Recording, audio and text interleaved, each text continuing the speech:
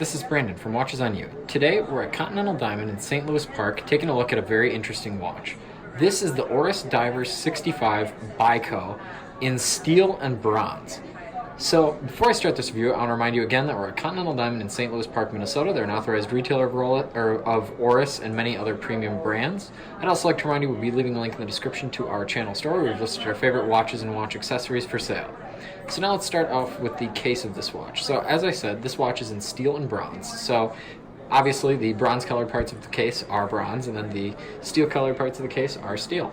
And what's interesting about the use of bronze in this watch is that it will patina over time, just like a Tudor Black Bay bronze will, and I think that'll give it a very interesting look. And when this watch is brand new, as it is here, it actually looks more like a rose gold than a bronze, giving it a very high-end look, in my opinion. The bronze really looks different than Tudor's bronze and the Black Bay bronze, and I don't really know why. It has more of a rose kind of red color to it. So going over kind of the technical aspects of the case, so this watch has a 40 millimeter diameter, which is pretty much perfect in my opinion. That's exactly what I look for in a dive/sports watch. I think it's not too big or too small. It'll look excellent on anyone's wrist, and I'll do a wrist shot shortly to show you what it looks like. But again, I think that case sizing is perfect. It does have a unidirectional bezel, and it has a very nice satisfying click.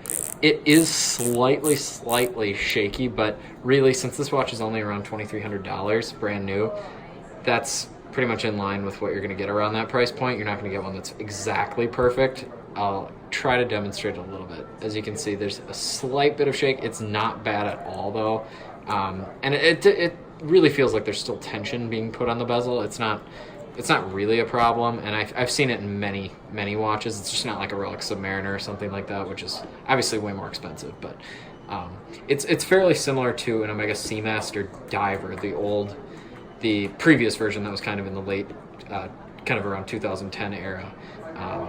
So now moving on to more technical aspects. So this watch has a water resistance of 100 meters, which is a little bit low for a dive watch, but again, given the price point and given really just how this thing looks, it's absolutely beautiful with those brushed surfaces as well as the rivets on the bracelet.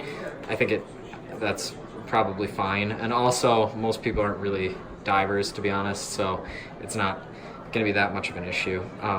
So now getting into the movement, so it's got an SW200 based movement, which has 38 hours of power reserve. It's a little bit lower than my 48 hours that I usually would like to see in a watch, but given that it's automatic, it shouldn't be an issue. And this is really a daily wearer piece, so again, this probably won't be a problem for you.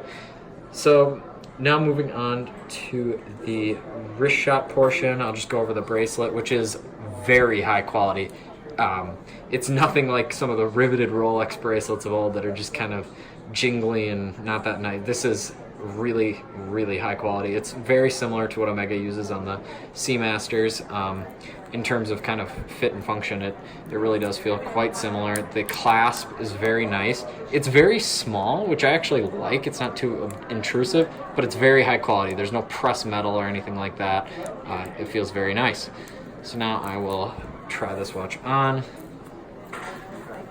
So as I said, the 40 millimeter case size would look good on most people's wrists. It could definitely fit under a suit cuff. It really looks fantastic on the wrist. I really love this watch. I also love the blue dial. It looks very nice next to the bronze and the steel combination. So if you like this video, please remember to subscribe and share. And remember, we're at Continental Diamond in St. Louis Park, Minnesota. Thanks.